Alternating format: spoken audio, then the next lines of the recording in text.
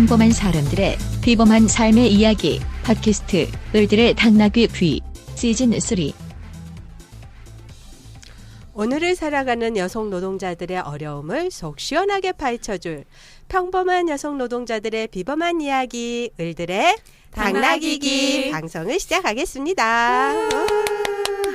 네, 오늘 7월 31일 핫한 날 아닌가요? 왜 핫하죠? 저 내일부터 휴가예요. 저는 휴가 이미 다녀와가지고 이미 핫한 거 다 끝나고 예, 되게 다시 일 모드? 응, 일 모드. 지치고 슬픈 일 모드. 네. 언제쯤 일이 지치고 슬프지 않고 좀 행복할 수 있을까? 예. 그래서 저희가 오늘의 그 을들의 당나귀기 대중문화와 젠더를 시작해 보도록 하겠습니다. 예. 어떻게 좀 지내셨는지 휴가 다녀오셨다 그랬는데 좀 살짝 근황 더 좀 얘기 좀 해주시죠. 예, 저는 지난주까지 걸쳐가지고 오키나와에 다녀왔고요. 예, 워낙에 오키나와라는 공간을 좀 좋아해서, 그러니까 그게 보통 사람들한테는 되게 레저의 공간이고, 뭐 천혜자연이 뭐 훌륭한 공간이고 이렇게 알려져 있지만 실제로는 일본 제국주의 시대에 일본 최초의 이제 식민지였던 게 오키나와고요. 원래는 유큐 왕국이라는 곳이었는데 오키나와 현으로 이렇게 복속되면서 식민지가 됐던 곳이고, 그 다음에 이제 2차 세계대전 끝나고 난 다음에는 미국으로 넘겨져서 미국이 계속 이제 거기서 주둔하면서 지배를 했었던 곳이어서요. 약간 뭐 그런 역사적인 분위기나 이런 것들을 좀 볼 수 있는 공간이고요. 그래서 뭐 요번에 갔을 때는 3번째 간 것이었는데, 이전에는 계속 평화순례 이런 거 하면서 오키나와를 좀 다녔고, 요번에는 그 전에도 갔다 오셨어요? 예, 3번째 갔던 건데, 요번에는 약간 관광지와 먹거리 중심으로 예, 좀 오키나와의 다른 면모를 보고 왔습니다. 네. 지금 방송을 저희가 화면으로는 볼 수 없으셔서 모르시겠지만 얼굴이 좀 까무잡잡하게 타셔가지고 좋더라고요. 네. 바다에도 들어가고요. 예, 훨씬 더 활력 있는 모습으로 이게 언제까지 갈지 모르겠어요. 저희 페이스북에 이 사진을 공개하니까요. 사진으로 보시면 되시지 않으실까요? 맞습니다. 예, 우리 지혜 처장님도 인사 같이 나눠주시죠. 네, 안녕하세요. 지혜입니다.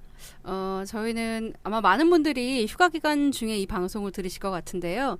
한국연어 활동가들은 제주도로 2박 3일 수련회를 가장한 힘을 갖고 돌아왔어요. 저 그 사진 봤어요. 좋아 보이시더라고요. 네.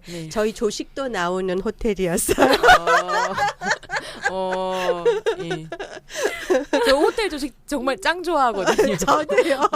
여행은 역시 호텔이고 호텔은 역시 조식인가요? 조식이에요. 예. 그 눈 뜨면 밥 차려져 있다는 거. 예. 네. 그리고 2018년 최저임금이 7,530원으로 결정이 되었는데요. 노동계에서 이야기하는 최저임금 1만 원에 미치지 못하는 수준이긴 하지만 최저임금 인상률 중 역대 최고인 16.4%가 인상되면서 6,740원에서 7,530원으로 인상되었습니다.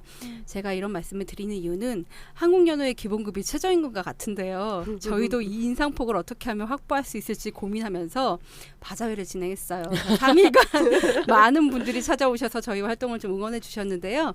9월에 또 바자회를 한 번 더 진행하려고 합니다. 그래서 그때도 많은 분들이 관심을 가져주셨으면 좋겠고, 또 바자회 말고 저희가 CMS 후원도 받고 있으니 많은 관심을 좀 부탁드리려고 말씀을 드리고요. 한국여성노동자의 홈페이지 한국연어 후원하기를 누르시면 확인하실 수 있습니다. 네.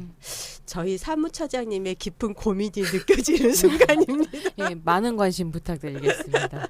예. 그리고 저희 처장님이 이제 말씀하셨으니까 그 외에도 지금 여성 노동자에서는 굉장히 핫한 이슈들이 많아요.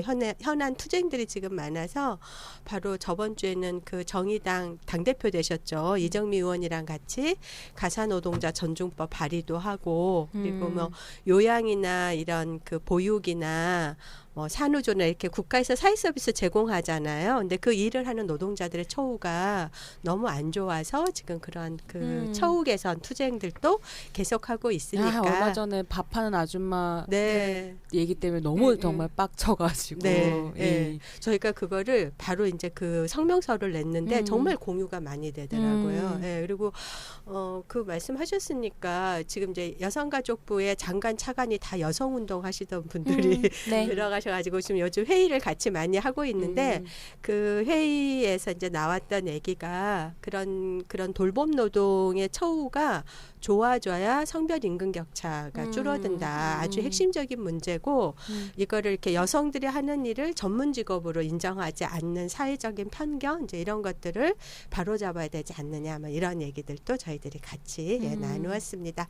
예, 그리고 오늘의 이제 주제를 이따가 손희정 선생님께서 소개를 해주실 건데 네. 그 핫한 주제를 위해서 나오신 분이 계십니다. 예, 인사 나눈 시간이니까 그냥 간단하게 선생님의 소개를.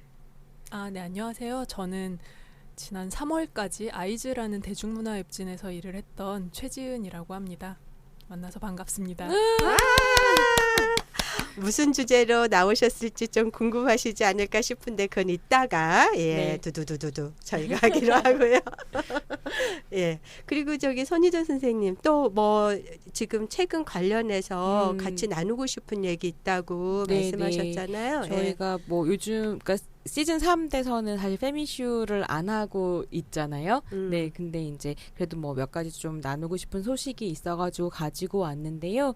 일단은 한국 독립 다큐멘터리계에 좀 안 좋은 소식들이 있었습니다. 그래서 끝없는 싸움 에바다나 장애인 이동권 투쟁 보고서 버스를 타자 등 이제 장애 인권 운동 관련해서 영상 작업을 계속 하셨고 최근에는 4.16 연대에서 세월호 관련 작업을 해오셨던 박종필 감독님께서 가남으로 별세를 하셨어요. 박종필 감독님. 네. 그래서 오늘 이제 10시에 아까 오전에 광화문 광장에서 연결식이 진행이 되었었고요. 그리고 이제 그 박종필 감독님 투병하시는 이야기가 알려질 즈음에 또 3 곱하기 F2M, 그다음에 레즈비언 정치도전기, 두 개의 문 등을 이제 제작해온 그 성적 소수 문화 환경을 위한 영분홍 치마라는 페미니스트 영상 집단이 있는데요.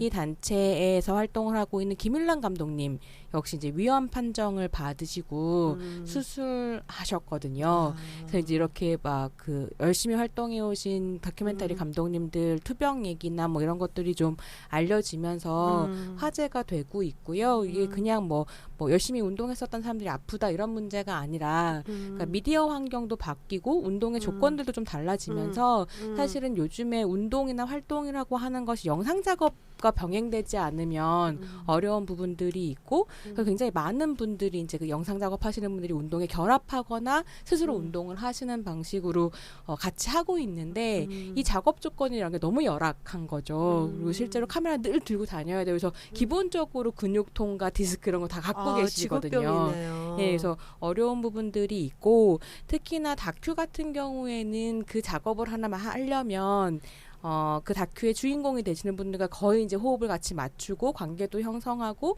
실은 그 사람 생활의 일부가 돼가지고 작업을 같이 하는 거기 때문에 그 고통도 늘 같이 경험하시는 이런 부분들이 좀 있다라는 이야기가 되면서 이렇게 영상 작업하시는 활동가들, 다큐멘터리 집단 이런 이제 곳들에 약간 후원을 하고 이게 지속 가능한 작업을 할 수 있도록 왜냐하면 이게 뭐 그래 뭐 당신들 좋은 작업을 하니 우리가 도와주겠다라는 의미가 아니라 저는 개인적으로도 그렇고 사실은 어떻게 생각하냐면 그런 영상 작업을 해오신 분들에게 한국 사회의 인권 상황이라든지 사회 발전이라든지 민주주의 확장 같은 게 당연히 기대고 있고 빚지고 있다고 생각하거든요. 그러니까 기록해서 보이게 하고 기록자인 거죠. 이야기 되게 하고 그다음에 그 의제들을 대중으로 확장시키고 하는 작업이 없었다면 사실은 한국 사회가 어느 수준에 머물러 있을지 잘 모르겠다라는 고민이 있는 거죠.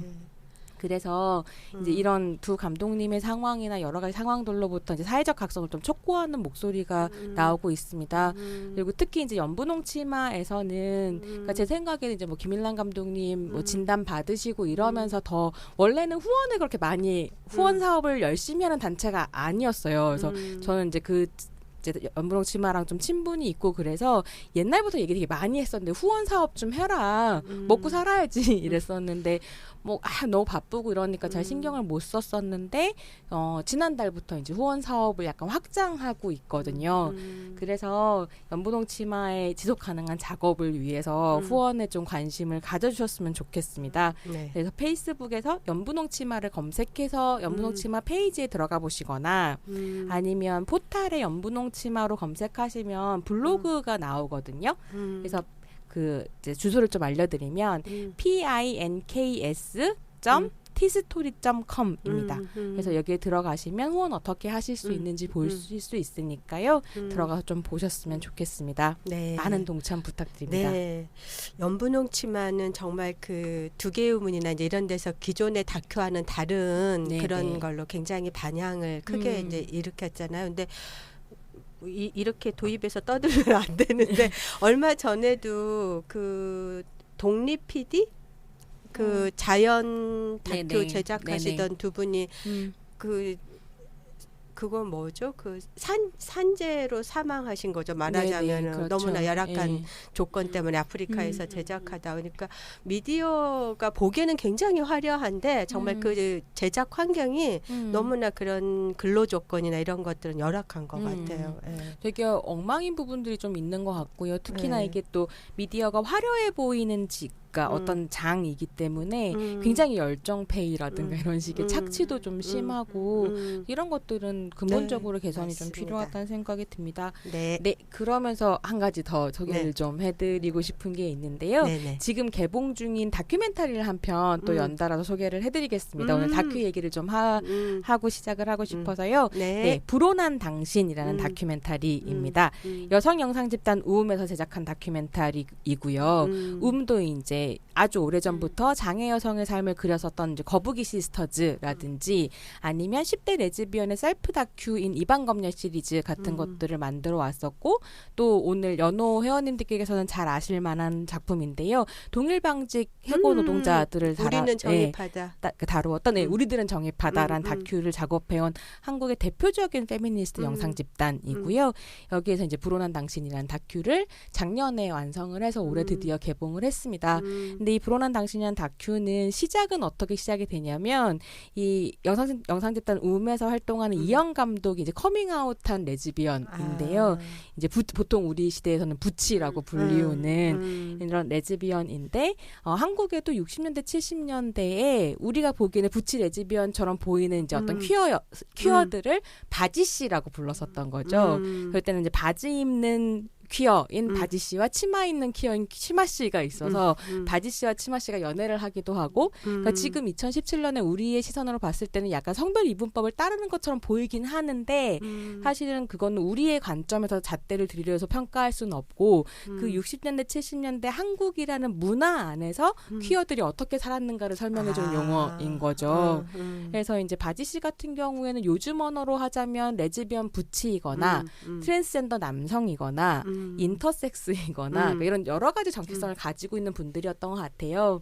근데 이 여성 영상집단 우음에서 이 선배들을 좀 만나보고 싶어서 바지 씨들을 이제 찾으러 다녔었대요. 뭐 신문이나 이런 거 보고 약간 남자처럼 보이는 여자인가 싶은 사람들이 발견이 되면 그분들 추적을 해서 하나하나 가가호 방문을 하시면서 문을 두들기고 안녕하세요. 제가 바지 씨 후배입니다라고 이영 감독이 하셨다는 거예요. 그래서 한 5-60명 정도의 바지 씨 선배들을 만났고 왜냐하면 그 60년대 70년대 여운회라고 한번 들어보셨을 텐데 여자 운전기사회. 그래서 그때에 사실은 남자처럼 보이는 여자가 먹고 사는 건 너무 힘든 때였고 많은 경우에 전문 직종인 운전기사를 하셨다는 거예요. 그래서 여운회 이제 바지 씨 분들이 많이 계셨는데 그래서 그렇게 해서 이제 만난 선배님들 중에 이묵 선배님이라는 분이 계셔서 그분을 인터뷰를 하면서 이제 다큐가 시작이 돼요. 근데 이게 그냥 그분의 일생을 살아가는 그냥 다큐로 끝나는 게 아니라 이묵 선배님 그 생각하시는 거죠. 우리 때는 너무 어목했고 먹고 살기 힘들었는데 또 너희들은 지금 손도 잡고 돌아다녀도 되고 레즈비언도 괜찮지 않니? 라고 하시면서 카메라가 어디로 가냐면 2014년부터 15년까지 혐오 세력들이 활개를 쳤던 광장으로 가는 거죠. 그래서 이제 뭐 퀴어 퍼레이드 방해한다고 길에 둘러 눕고 세월호 그 광장 앞에서 너네 교통사고인데 왜 아직까지도 이렇게 시끄럽게 구냐고 막 소리 지르고 이런 이제 혐오 세력들을 다 따라가면서 실제로 커밍아웃이라든가 퀴어의 시민권이라고 하는 건 그냥 인정투쟁이나 기분의 문제 혹은 이해받는 것의 문제가 아니라 생명권과 시민권의 문제라는 걸 보여준 다큐거든요. 근데 좀 이렇게 약간 길게 설명을 드린 이유는 근데 이게 다큐 전부가 아니에요. 보셔야 되는데 길게 설명을 드린 이유는 어쨌거나 우리가 지금 대한민국 최초의 페미니스트 대통령 시대를 열었는데 너무 당당하게 동성애에 반대하시는 분이고 그리고 더불어서 이제 며칠 전에 이제 문재인 정부 100대 과제 발표했는데 거기에서 차별금지법 제정은 빠져 있고 그래서 페미니즘 운동 안에서도 그러니까 이 정권 안에서 무엇을 얻고 무엇을 내줄 것인가에 대한 약간 정치 같은 것들이 있을 것 같아요. 근데 그랬을 때 우리가 절대로 내어줘야 되지 않는 것은 무엇인가 뭐 이런 고민들을 좀 진지하게 해볼 수 있는 다큐멘터리라서 근데 이게 또 잘 아시는 것처럼 어떤 영화 한 편이 스크린 점유율 80%, 상영 횟수 점유율 55%를 자랑하는 네, 이 상황 속에서 근데 그 군땡땡도 오늘 이제 나눌 주제랑 연결되어 있는데 온통 남자판의 영화인 거는 뭐 그 관습 안에 있는 거긴 한데 그러니까 그런 스크린 점유 상황 안에서 불온한 당신 되게 고군분투하고 있고요. 근데 약간 희망적인 건 개봉하고 나서 입소문이 나고 이러면서 조금씩 스크린이 확대되고 있는 모양이에요. 그러니까 상영 횟수가 좀 확대되고 있는 것 같아서 네, 그 일당 들으시는 청취자분들도 내려가기 전에 빨리 극장에 가셔서 막 가봐야 될 것 같은데요. 네, 만나보시기를 네. 네, 권해드리겠습니다. 네. 말이 또 길었죠? 네, 네, 이것도 정말 또 하나의 주제이긴 한데 이 페미니스트 대통령을 선언한 이 정부에서 정말 우리가 가져가야 될 거는 뭐냐라는 질문, 예, 저 다들 한 번씩은 좀 생각해봤으면 하는 주제입니다. 약간 좀 분위기 바꾸어서 또, 네. 예, 또 질문이 하나 있는데 저희가 첫 방송 했잖아요, 시즌 3. 네, 그러게요. 그것도 대본 없이 해보겠다고 저번에 언더우먼을 네. 예, 했는데 거기에 대해서 좀 소감도 올려주십사고 부탁드렸는데 어땠는지 저희 지혜처장님께 좀 들어볼까요? 네. 소감이 올라온 건 없고요. 아이고, 아, 네. 소감은 없나요? 네. 소감 좀 올려주세요, 여러분. 궁금합니다. 어떤 분이 이런 제안을 좀 해주셨어요. 안녕하세요. 기다리고 기다리던 시즌 3이 나와서 너무 기쁩니다. 와우. 너무 재미있게 들었습니다. 그런데 시즌 2와 비교했을 때는 그때 각본이 있었던 게 오히려 훨씬 완성도가 있고 더 자유롭게 들렸어요. 끝까지 들어야 돼. 그러니까 어쩌고 저쩌고 하지만이라는 단어가 나오면 하지만 앞에 것은 의미가 없다. 시즌 2처럼 최소한의 각본이 있다면 더 재미있을 것 같습니다. 그리고 영화 얘기도 재미있지만 대중문화와 페미니즘, 현재 정치와 연결된 얘기가 더 많이 나왔으면 좋겠어요. 특히 탁현민 이슈처럼 까지가 보내주신 의견이었어요. 네. 최소한이라고 말씀하셨는데 제가 계속 강조하지만 그게 최소한이 아니라 A4 10장이 넘는 대본을 가지고 막 손목 나갈 때까지 스크립트 써가지고 만들었던 건데요. 네, 그렇게 열심히 또 그럼 해보도록 하겠습니다. 아, 정말요? 그럼 무지막지한 약속을 하셔도 되는 거예요? 저는 시청자가 아니라 청취자가 원하신다면. 네. 네. 예, 그러면 저희가 다음부터는 페미슈를 복원해서 네. 예, 핫한 그 페미니즘 이슈를 좀 다루고 젠더 돋보기로 들어가는 걸로 예. 네. 이렇게 청취자의 의견 하나에 깜빡 죽는 손희정 선생님. 그렇습니다. 네, 그렇습니다. 예, 그러니까 소감이랑 의견 또 많이 남겨주시길 부탁드리고요. 예, 그러면 오늘의 이야기 본격적으로 젠더 돋보기 시작해 보도록 하겠습니다. 예, 주제를 손희정 선생님 오늘 다룰 주제를 좀 소개해 주시죠. 네. 선생님들 혹시 예능 좋아하세요? 예능요. 예전에는 많이 봤는데 요즘은 딱히 좋아하는 것 같지는 않아요. 저는 요즘 딸과 함께 효린의 민박 정도 좀 보고 있어요. 네, 인기 예. 있더라고요. 예, 되게 예. 비밀의 숲과 함께 효린의 민박이 요즘에 가장 SNS 유저들 사이에 핫한 프로그램인 것 네. 같은데요. 그러니까 요즘, 그러니까 오늘은 그런 예능에 대한 이야기를 좀 해보려고 합니다. 와우. 네. 최근 그러니까 대중들에게 엄청나게 화제가 되면서 페미니스트 시청자들에게 비판을 받은 예능이 한 편이 있었는데요. 두두두두두. 네, 무엇일까요? 두두두두두. 바로 알쓸신잡입니다. 알아두면 쓸모없는 신비한 잡학사전이라는 예능인데요. 일종의 이제 말하자면 지식 소매상 같은 컨셉입니다. 그래서 이 예능이 이제 엄청난 화제 속에서 시작이 되었는데 맞아요. 재밌다는 예, 분들 되게 많이 많으세요. 좋아하시고 인기 많고요. 예, 인기 많아요. 기사화도 엄청나게 맞아요. 되고. 예. 예. 그래서 네, 그렇게 이제 화제가 되었던 건 어쨌거나 굉장히 인기가 있는 뮤지션이자 진행자인 유희열이 진행을 맡았고 요즘 시사 예능의 대세라고 하죠. 유시민 작가, 그다음에 정재승 교수, 워낙에 대중적으로도 책을 그렇죠. 많이 써온 과학자이고, 그다음에 음식 평론하는 이분 얼마 전에 또 혼밥 능멸 하셨다가 약간 화제가 되긴 했었는데요.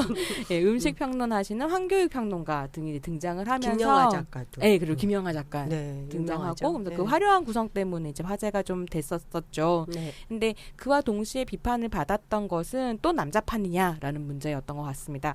물론 이제 그냥 이 프로그램만 두고 봤을 때 남자만 출연하는 것이 뭐가 그렇게 큰 문제냐라고 하실 수도 있을 것 같은데 사실 그렇게 이제 비판의 목소리가 커졌던 것에는 남자들 파는 예능에 시청자들이 지쳐 있었기 때문이라니까 그러니까 지난 한 10년, 15년간 너무 남자판이었고 또 남자판이었던 그리고 거죠. 겹치기 출연도 되게 많아요. 그러니까요. 이 프로그램 저 프로그램. 사실은 구분도 잘 안 갈 그쵸. 정도로 예. 겹치고 그래서 근데 한번 생각해 보셨을 때 여자가 나오는 예능 뭐 있었을까요? 언니들의 슬램덩크. 이제 우리 지난번 시즌 2에서 얘기했었던 언니들의 슬램덩크. 그거 딱 하나 생각나는 거죠. 저는 예. 하숙집 딸들. 아 그래요? 네, 그때가 좀 예능에서 보기 어려운 배우들이 나온다고 해가지고 기사가 좀 됐던 것 같아요. 저는 못 봤는데 재미는 좀 있었나요? 없었죠. 네. 아니 여자가 나왔는데 재미 네. 없었어요. 좀 아까 말씀하신 효리님 임박이라든지 이런 것들이 조금 나오고 있긴 한데요. 그래서 어쨌든 그렇게 한국 예능이 온통 남자들만 남자판 출연하고 맞죠? 예. 예, 더 큰 문제는 점점 더 그러니까 여성 혐오적인 콘텐츠를 만들어내고 있는 게 좀 문제인 것 같습니다. 그래서 또 여자 출연자를 보고 싶다는 목소리가 또 나오니까 S신잡에 대해서 뭐 그 남자들만큼 대중적인 여자 지식인이 한국 사회에 있느냐라는 식으로 이제 말하면서 당연히 이제 여자보다 남자가 나오는 것이 자연스러운 것인 것처럼 얘기되는 와중에 논란이 좀 가중되었습니다. 그래서 오늘은 이 남자들만의 예능, 그 남자들만의 엔터테인먼트에 대해서 좀 이야기를 해볼까 하는데요. 네, 이름하여 한남 엔터테인먼트. 남자들은 과대 재현되고 여성들은 사라지는 현실입니다. 그래서 오늘도 이제 이 이야기를 해주시기에 사실 가장 최적의 게스트를 섭외했고 아까 인사를 좀 해주셨는데요. 네. 예, 젠더 관점에서 대중문화를 읽는 것에 관심이 있으신 분들이라면 사실은 최지은 기자님 쓰신 기사를 한 번쯤은 꼭 읽어보셨을 것 같습니다. 네, 최지은 기자님이십니다. 와. 인사 다시 한번 들어볼까요? 예, 안녕하세요. 저는 아까 말씀드렸듯이 아이즈라는 대중문화 웹진에서 일을 하다가 올 봄부터 무작정 회사를 그만두고 그냥 게으르게 살고 있는 최지은이라고 합니다. 예. 요즘 특별히 하는 일은 없고요. 제가 사실 한남 엔터테인먼트를 견디다 못해 일을 그만둔 면도 있어서 요즘 그게 사유가 됐나요? 제가 점점 지쳤던 것 같아요. 네, 그리고 즐겁게 볼 수 있는 프로그램은 없고 계속 어떤 했던 비판을 반복하게 되는 상황이 되니까 이거에서 더 이상 좀 재미를 찾기가 힘들다라는 생각이 들어서 이제 일을 그만두고 지금은 전에 이제 그동안 한 최근 2년 동안 썼던 기사들의 일부를 모아서 책을 한 권 준비를 하고 있는데 가을에 나올 예정입니다. 네. 기다리고 있겠습니다. 그러면 선생님은 저기 최지은 기자님은 계속 그 주요 활동이 한남 엔터테인먼트에 대한 이렇게 비판적 기사 그런 활동이 주된 활동을 해오신 건가요? 제가 대중문화 기자로 한 10년, 11년 정도 일을 했는데 처음부터 그랬던 것 같진 않아요. 한남 엔터테인먼트를 인식하게 된 것 자체가 사실 한 지난 2년 정도 사이의 일인 것 같고 그 전까지는 저야말로 굉장히 한남 엔터테인먼트와 이런 어떤 폭력성이 담겨 있는 콘텐츠들을 크게 비판의식 없이 즐기고 그리고 이제 그 안에서 주로 남자들의 매력이라는 거를 발견하고 그것에 주목하고 사람들에게 이걸 알리고 그런 데서 되게 좀 재미와 보람도 느끼고 그랬던 것 같은데 어느 날부턴가 이건 아니구나라는 생각이 들면서 저의 과거의 상당 부분은 다 이제 흑역사가 됐습니다.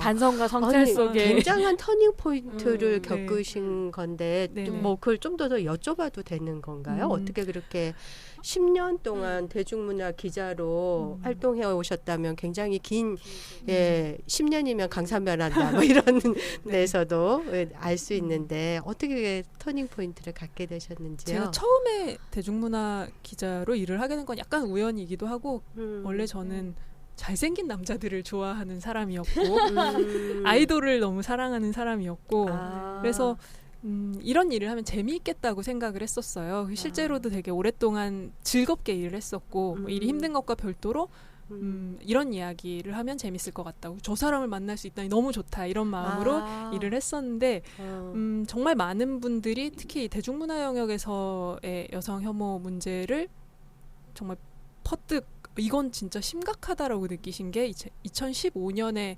옹달샘 팟캐스트 사태 때였을 것 같아요. 그때 이제 팟캐스트에서 이 유세윤 씨, 유상무 씨, 장동민 씨가 어떠한 발언들을 했는가, 뭐 이제 그 유명한 뭐 개보년을 비롯해서 여성을 비하하는 말들을 굉장히 심각한 수위로 꽤 많이 해왔다는 거를 대중들이 알고 났을 때, 그리고 사실 알고 났을 때보다 더 좀 제가 충격을 받았던 거는 그것에 대해서 생각보다 많은 사람들, 특히 남성분들이 그 정도의 얘기도 못하게 하면서 무슨 뭐 표현의 자유가 있느냐 이런 식의 반응을 보였을 때 그러니까 여성 혐오 발언이라는 것, 여자를 뭐 이렇게 뭐 처녀가 아닌 여자는 이렇다 이런 식의 얘기들을 남자들이 뭐 거의 사실은 마음만 먹으면 누구나 들을 수 있는 방송에서 아무렇지 않게 하는 것에 대해서 여성들은 굉장히 분노하는데 이거에 대해서 분노하는 여자들을 쟤네들은 왜 코미디로 받아들이지 못하고 화를 내지?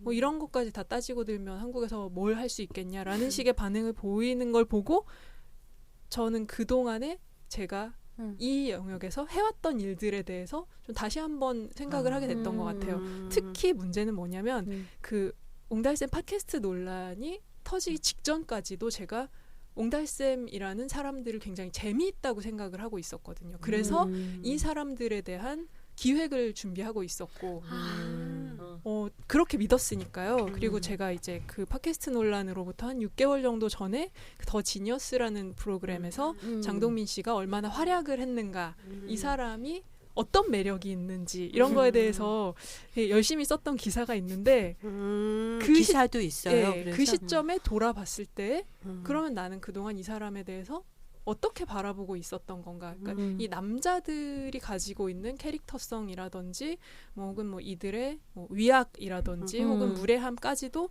저는 매력이라고 해석을 하고 있었던 거예요.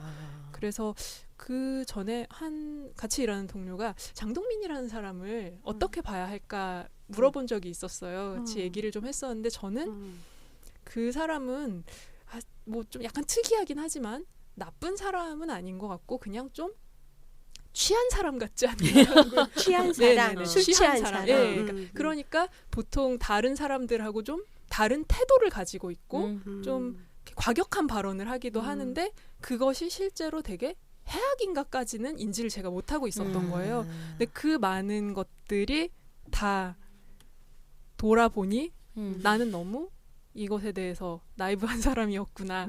그리고 나의 나이브함이 이 어쨌든 매체에서 일하는 사람으로서 한국의 여성 혐오적인 특히 엔터테인먼트 영역에서 여성 혐오라는 것을 조장하고 있지는 않았나라는 거를 생각을 하게 되더라고요. 그래서 그 이후에는 좀 이제 제가 느끼는 것들에 대해서 예전하고는 다른 관점으로 글을 많이 쓰게 됐던 것 같아요. 예. 그래서 제가 계속 주목했었던 게 이제 뭐랄까 파퓰러 페미니즘이라고 대중문화의 영역에서 활동하는 페미니즘에 되게 관심이 많았을 때 강의하거나 글 쓸 때 늘 예로 들었던 게 파퓰러 페미니스트로 활동하는 사람들 중에 아이즈의 최지은이나 뭐 영화 비평하는 듀나 같은 사람들 정말 중요한 역할을 했다. 한국의 파퓰러 페미니즘에 이런 얘기 했었었거든요. 왜냐하면 최지은 기자님이 그때 즈음에 이제 계속해서 그 한나멘터 혹은 책 제목으로도 있는데 여성 혐오 엔터테인먼트라는 거에 대해서 계속 비판을 하시는 기사들이 꽤 많이 공유가 되고 생각해보지 못했었던 부분들을 볼 수 있게 하는 작업들을 저는 했다고 생각하고 사실 오늘 모시면서 약간 뿌듯함? 나의 섭외력은 좋은가? 뭐 이런 네, 생각을 좀 하기도 했는데 그런 배경이 있었는지는 근데 저기 최진 기자님 얘기 듣다 보니까 말하자면 뭐 그 남자의 매력 뭐 네. 이런 걸로 해가지고 남자들이 갖고 있는 어떤 위약이나 무례함까지도 매력적인 포인트로 했다가 사실은 그거가 어떤 그 인권을 침해하는 그런 거 특히 여성 혐오하고 맞닿아 있다는 것을 어느 순간에 이제 그 구체적인 어떤 그런 사건들을 통해서 깨닫고 거의 이 정도면 회심이라고. 네, 아니 정말로 이렇게 자신이 그 위에서 누렸던 지위가 있었을 거 아니에요. 그러한 어떤 대중 그 매체 속에서 그 기자로 활동하면서 근데 그것을 방향성이나 게 진짜 저는 쉽지는 않을 거라고 생각하거든요. 어쨌든 쌓았던 걸 또 내려놔야 되니까. 예, 근데 이제 바로 그러한 얘기를 듣다 보니 더욱더 핫한 기자님인데, 예, 그래서 오늘 저희가 다룰 주제는 한남 엔터테인먼트. 남자들은 과대제한되고 여성들은 사라지고 있는 이 예능의 현실에 대해서 최지은 기자님과 같이 저희가 이제 오늘의 얘기를 나누게 되었고요. 지금 이제 어떻게 해서 이런 활동들을 하게 되셨는지 좀 얘기를 이제 막 시작을 해주신 그런 겁니다. 예. 네. 처음에 그 손희정 선생님이 연락을 해서 한남 엔터테인먼트에 대한 얘기를 해보자라고 얘기를 하셨을 때 뭐부터 하면 좋을까 생각을 했었는데 우선 한남 엔터테인먼트가 무엇인가에 대한 얘기를 좀 정리를 해야 될 것 같아요. 일단 그 지금의 이 시장 안에서는 여성을 배제하는 예능, 여자가 없는 예능인 것과 그리고 이제 이 컨텐츠 안에 여성이 등장을 하더라도 여성 혐오적인 성격을 띠고 있는 것들, 뭐 여성을 뭐 비하한다거나 여성에 대해서 이야기하더라도 굉장히 안 좋은 선입견을 강화한다거나 여성에 대한 폭력을 좀 재미 요소로 사용한다거나 뭐 그리고 여성을 어떠한 좀 극한 상황에 몰아넣고 이들을 좀 괴롭게 만들면서 이제 그것을 보고 좀 즐기는 특히 이제 뭐 그 진짜 사나이 여군 특집 같은 경우가 이제 어떤 여성을 대상화하고 뭐 개념녀와 뭐 그렇지 못한 여자 뭐 쟤는 잘하는데 누구는 고문관이고 뭐 이런 식으로 이렇게 정당하게 좀 욕하고 싶어하는 사람들에게 자리를 깔아주는 것 같은 방식으로 존재를 했던 것 같은데 그런 예능들을 좀 통틀어서 얘기를 할 수 있을 것 같아요. 사실 지금의 한국 예능은 그냥 한국 예능의 가장 중심이 한남 엔터테인먼트라고 할 수 있을 것 같고요.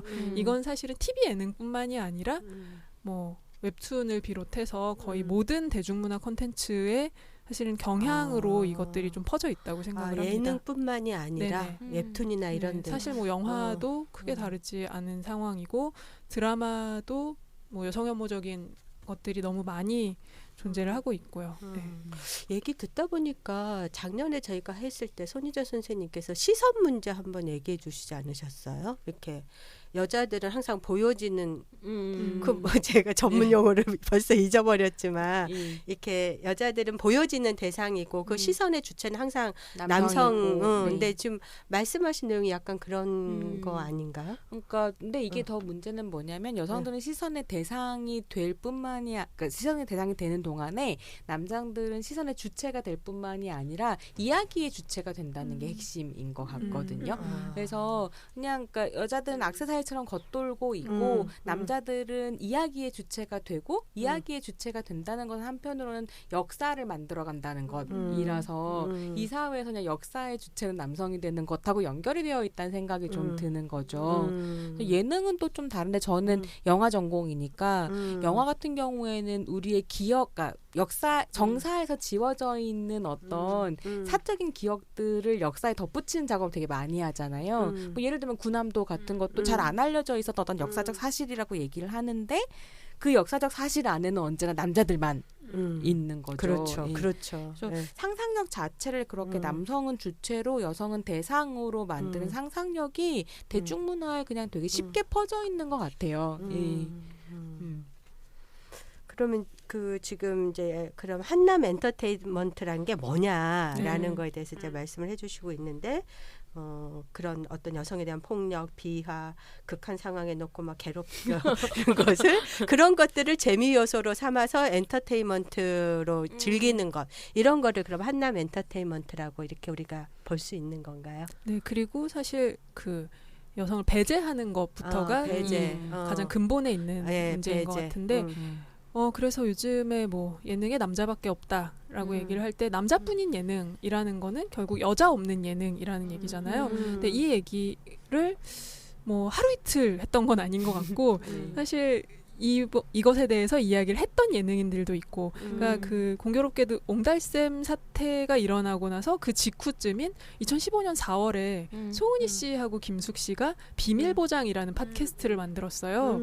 근데 지금은 사실 비밀보장은 굉장히 인기 팟캐스트인데 시작할 때는 이분들이 어땠냐면 광고가 딱히 들어오는 게 없으니까 이제 주변 지인들이 어디서 식당을 한다 그러면 맞아. 이제 같이 막 CM송 불러서 되게 아마추어 같은 CM송 넣고 뭐 혹은 이제 뭐 이 프로그램 자체의 노래도 이제 다른 프로그램 거였는데 살짝 가지고 와가지고 좀 바꿔서 부르고 뭐 이런 식으로 할 만큼 좀 열악한 상황이었는데 이분들이 이 프로그램을 시작하면서 그러니까 이 비밀보장이라는 팟캐스트는 이제 뭐 뭔가를 결정하기 어려워하는 사람들한테 자 그럼 이건 이렇게 해라 저렇게 해라 뭐 이런 얘기를 해주는 그런 토크인데 이때 이분들이 처음에 가장 많이 했던 말이 우리가 방송을 할 데가 없어서 나갈 프로그램이 없어서 팟캐스트라는 걸 하게 됐다. 뭐 잘 될지 솔직히 모르겠지만 어쨌든 우리는 뭐라도 너무 하고 싶었다. 왜냐하면 그 특히 웃기고 싶어하는 사람들은 항상 그 욕망이 있잖아요. 우리가 남들을 웃길 수 있는 자리, 우리 얘기를 할 수 있는 자리가 있으면 좋겠다. 근데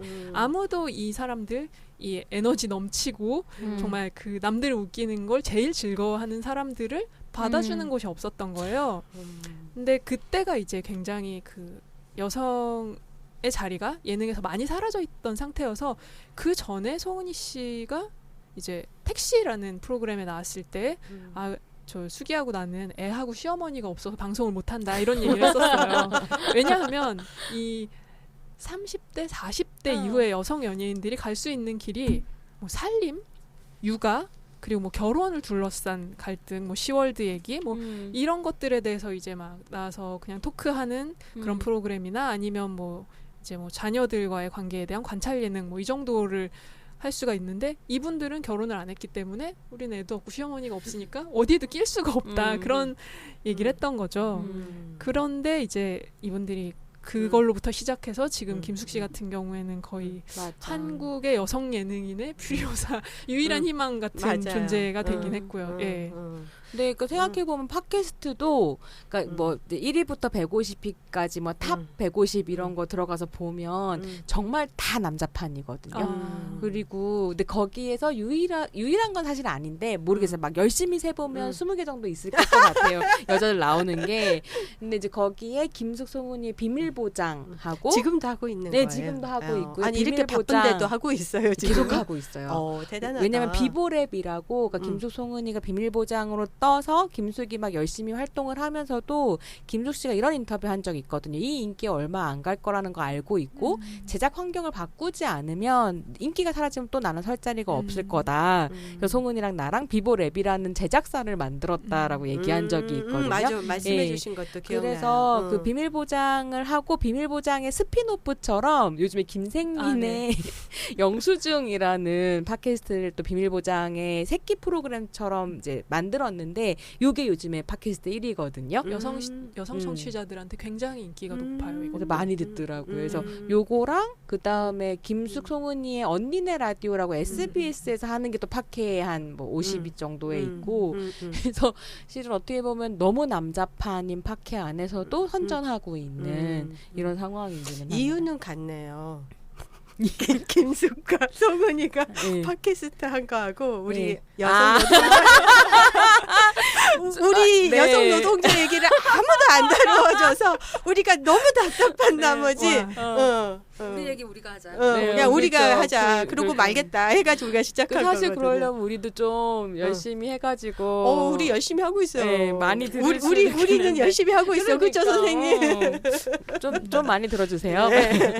지인 광고를 따오셔야겠네요. 예. 그러니까는 그럼 이제 여성이 너무나 배제되니까 김숙과 송은이가 이렇게 팟캐스트를 스스로 만들어서 나갈 만큼 예능판에서 여성 예능인들이 배제되고 있다. 이제 이런 말씀을 해주셨는데 저는 한 가지 선생님 궁금한 거 있어요. 최지은 기자님. 이렇게 물론 이제 대중 연예 이런 기자 활동을 하셨으니까 그런데 이런 거에 대한 비판 활동 같은 걸 이제 시작하신 거잖아요. 근데 이런 것들이 굉장히 중요하다고 생각했기 때문에 그렇게 활동을 하셨을 것 같아요. 근데 그런 거에 대해서 우리는 근데 예능 같은 경우는 그냥 시간 나면 보는 거고 시간 안 나면 안 보는 거고 그냥 그 뭐 그 시청자의 선택권이지 굳이 이거를 비평하고 시끄럽게 비평하고 뭐 이건 저러네 저건 요러네 이렇게 말할 필요가 뭐가 있어 이렇게 생각하신 분들도 분명히 또 있을 예능은 예능일 뿐. 예, 거기에다 대고 그냥 웃자고 한 건데 또 죽자고 달려드니 너희는 막 이렇게 하실 것 같은데 그런 거를 정말 해야겠다고 생각했을 때 예, 그런 어떤 중요성 이제 이런 거가 있으셨을 것 같아요. 그 말씀하신 대로 되게 웃자고 예능 하는데 막 죽자고 달려들지 좀 마라. 뭐 예능은 예능으로 좀 봐라. 그런 반응을 정말 많이 봤던 것 같은데요. 정말 예. 많이. 뭐 주로 베스트 댓글 이런 걸로 그런 얘기들이 있고 그랬는데 근데 대중문화라는 건 말 그대로 대중이 쉽게 접하는 문화들을 이야기하는 거잖아요. 그러면 우리의 어떤 정신에 정말 많은 영향을 끼치는 건데 그렇기 때문에 더 비판적으로 볼 필요가 있다고 생각을 했거든요. 제가 얼마 전에 좀 놀랬던 것 중에 하나가 이제 뒤에서 이야기를 할 건데 아는 형님이라는 프로그램이 있어요. 네, 알아요. 근데 그 프로그램에 그 정말 중년 남성들이 젊은 여성을 평가하고 뭐 사실 굉장히 폭력적인 어떤 요소들도 적지 않은 그런 프로그램인데 제가 만나 뵀던 어떤 그 학부모 되시는 분이 중학생인 딸이 이 프로그램을 가장 좋아한다는 얘기를 하시더라고요. 섬찟하다. 그러니까 우리는 이러한 이 프로그램이 어떤 점이 문제가 있다고 생각하는지 이미 공유를 하고 있는 사람들이잖아요. 그런데 제가 그건 좀 걱정이 된다라고 얘기를 했었는데 그분도 아는 형님이 뭐가 어때서? 라고 생각을 하시는 것 같고 그 이제 따님도 너무 재미있다라고 생각을 하고 있대요. 그러면 이 딸도 여성이고 나중에 이제 성인 여성으로 자라면서 또 여러 가지 고민을 하게 될 텐데 그러니까 이 프로그램이 이 아이에게 어떠한 영향을 끼칠 것인가 생각을 하면 맞아요. 저는 그게 좀 많이 걱정이 됐거든요. 갑자기 슬퍼져요. 네, 그러니까 그리고 저도 그거를 되게 단순하게 말로 이렇게 간단하게 설명하기 좀 힘들었어요. 그 프로그램이 이러이러해서 사실은 이제 여성주의적인 관점에서 볼 때 좀 걱정이 된다라는 얘기를 하는 게 힘들었는데 이제 그거를 저도 일일이 다 매번 말로 할 수 없기 때문에 그리고 사실 뭐 이런 목소리들이 굉장히 막 힘을 갖진 못하고 있다고 생각을 하는데 그래도 어쨌든 뭐 누군가는 좀 꾸준히 이야기를 하고 있어야 뭐 우연히라도 그 글이나 뭐 이야기를 접하게 된 사람들이 다시 한번 생각해 볼 수 있는 기회가 될 것 같아서 그리고 어쨌든 무엇보다 제가 그냥 참을 수가 없기 때문에 나는 왜 이것이 도저히 견딜 수가 참을 수 없는가 없는. 예, 말을 안 하고는 좀 못 살겠다라는 생각이 들어서 예, 계속 하고 있습니다. 저는 그런 생각이 드는데 이게 그러니까 개그는 개그일 뿐이라고 얘기하지만 사실은 어떤 문화 안에서 무엇인가 재밌다거나 슬프다거나 고통스럽다거나 하는 어떤 감정을 느끼는 건 정확하게 관습적인 문제잖아요. 그러니까 사람들이 뭔가를 보고 막 웃고 있을 때 그걸 왜 웃냐 보면 예컨대 뚱뚱하고 못생긴 여자로 상상되는 그러니까 생각되는 어떤 사람이 뭔가를 했을 때 웃긴다라고 한다면 그건 엄청난 편견 안에서 맞아요. 웃겨지는 것. 그러니까 사실 웃음은 웃음일 뿐인 것이 아니고 그래서 저는 최지은 기자님 같은 분들이 하신 작업은 이게 그러니까 어떤 나쁜 웃음과 연결되어 있는 우리의 관습의 고리를 깨서 질문하게 만드는 어떤 순간을 만드는 거라고 생각하거든요. 그래서 계속 해주셔야 되는. 하지만 너무 괴로워서 저도 이제 아는 형님 한 번 보고 정말 무슨 저 따위 프로그램이 있냐 이런 생각했는데 어떤 거였냐면 TV는 보통 사람들에게 뭐냐면 야 그 텔레비전에도 나왔잖아. 이러면 그거는 네네. TV에 맞아. 권력을 부여해요, 사람들이. 네. 그건 사실일 거야. 그건 진실일 거야. 근데 이제 제가 그거 보면서 느꼈던 게 김소연이라는 어린 그 여배우, 한참 이렇게 핫한 여배우를 놓고 뒤에 아재들이 서서 막 평가해야 하는 그런 프로그램이었는데 아는 형님이 그래도 되겠다라는 생각을 아니 그 텔레비에서 그런 사람들도 저렇게 했는데 그게 왜 문제야? 라는 TV에 우리가 워낙 많은 권력을 부여하고 있기 때문에 그런 게 저는 너무 막 섬찟했거든요. 어린 여성을 대상화하고 이 사람에게 어떠한 행동을 하는 것에 대해서 저 사람들도 하는데, 그러니까 우리가 하고 있는 걸 그냥 강화하게 만드는 네. 그냥 역시 남자란 다 이렇지 뭐 같은 꺼져 막 이렇게 말해주고 죄송합니다. 오늘 제가 말이 좀 험할 수도 있는데요. 네. 네, 그렇습니다. 제가 그런 이제 우리가 예능하면은 가질 수 있는 어떤 그러한 그 지나쳐 버릴 수 있는 거에 대해서 지금 이제 활동을 하고 계시니까 예, 정말 예능은 그냥 예능이 아니다. 예, 저희가 정말 그런 문제점들을 좀 들여다봐야 되겠다라는 생각을 하게 되었습니다. 근데 이제 아까 그 애하고 시어머니 없어서 방송 못한다. 송은이가 했다고요? 예. 네. 근데 정말 이런 그 얘도 있고 시어머니도 있고 시아버지도 있고 뭐 엄마 아빠 있는 가족 예능이 되게 지금 많이 나오잖아요. 이것도 저는 이 가족 예능이 이렇게 많이 나오면 가족 간에 친밀함을 주는 건지 아니면은 어떤 것 때문에 이렇게 가족 예능이 또 많이 나오는지 이런 것도 저는 또 궁금하더라고요. 가족 예능은 그 MBC 1밤에서 아빠 어디가라는 프로그램이 정말 엄청나게 인기를 얻으면서 이 흐름이 좀 많이 만들어진 것 같아요. 그리고 뭐 아빠 어디가 이후에 슈퍼맨이 돌아왔다. 이건 아직까지도 큰 인기를 얻고 있고, 그러니까 그건 가족 예능 안에서도 육아 예능인데 이제 그 이후로는 육아 외에도 정말 뭐 청소년 자녀들과 엄마의 뭐 관계를 다룬 프로그램이라던가 그리고 거의 성인인 딸과 아빠의 관계를 굉장히 주목하는 프로그램들도 좀 많이 나왔었고 뭐 그 연예인과 시부모의 관계에 대한 것도 있고 며느리 들어가는 뭐 예능도 있던데요. 예, 그 며느리는 아마 가상가족과 며느리였던 걸로 기억을 해요. 가상가족이 아닌 며느리 얘기도 있긴 한데 그러니까 이런 것들은 모두 다 그리고 역시 가족 예능이라고 할 수 있을지 모르겠지만 미운 우리 새끼가 또 가족 기대보다 엄청난 인기를 끌면서 또 자리를 잡았고 결혼 안 한 남자들을 이렇게 귀엽게 봐주는 이들을 막 뭐 584개월짜리 아기로 봐주는 제발 좀 그런 프로그램이 굉장히 성공을 왜? 거뒀고 근데 이런 것들이 이제 정말로 여자와 남자, 부모, 자녀 그러니까 이런 식의 그 헤테로 정상가족 신화를 굉장히 굳게 만들고 있고 그냥 이것이 당연히 가족이라는 것은 이거다라고 하면서 보여주는 어떤 모습들이 있잖아요. 그리고 그 안에서의 뭐 가부장제를 강화하기도 하고 부모 자식 간의 권력 관계라는 것에 대해서 의문을 전혀 제기하지 않고 부모라면 당연히 자식한테 저 정도의 간섭은 할 수 있지 않나? 저거는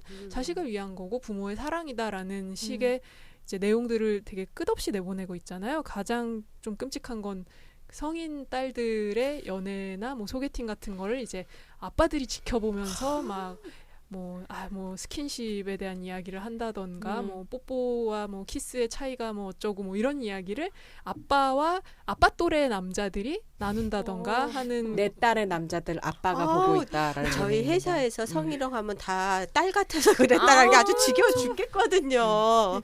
이거를 사실 여성들은 그 딸 같아서 그렇다라는 말이 얼마나 징그러운지 겪어서 아는데 방송에서는 이 딸의 사생활에 대해서 간섭하고 훈수두고 지켜보는 아빠를 굉장히 귀여운 요즘에 딸바보 이제, 아빠. 딸바보 아빠라는 말로 이제 많이 이야기를 하고 있는데 그러면서도 사실 그 부부간의 관계라는 거에 대해서는 집중하지 않는 것이 가족 예능의 특징인 것 같습니다. 아니 근데 되게 개인주의화되고 지금 사실 그 뭐 고독사나 이렇게 그런 거가 지금 우리 현실이잖아요. 사실 우리 현실은 저 같은 50대는 위로 부모를 봉양하셨군요. 예, 해야 되고 아래 자녀를 양육해야 되고 맞아.